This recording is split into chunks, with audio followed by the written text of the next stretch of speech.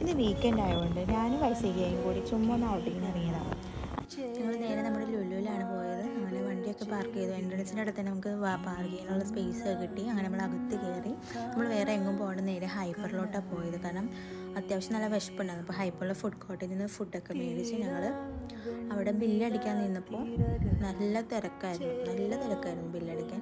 അങ്ങനെ ബില്ലൊക്കെ അടിച്ച് നമ്മൾ അവിടെ നിന്ന് നേരെ തേർഡ് ഫ്ലോറിലോട്ട് പോയി. തേർഡ് ഫ്ലോറിൽ അറിയാലോ നമ്മുടെ ഡൈനിങ് സ്പേസ് ഉണ്ട് അവിടെ. ലുലുവിൻ്റെ ഡൈനിങ് സെക്ഷൻ എല്ലാം ഓപ്പൺ ഡൈനിങ് ആണ്. ഫ്രണ്ട്സിനും ഫാമിലിക്കും ഹൈപ്പറിൽ നിന്ന് ഫുഡൊക്കെ മേടിച്ചിട്ട് അവിടെ വന്നിരുന്ന് കഴിക്കാൻ പറ്റുന്നതാണ്.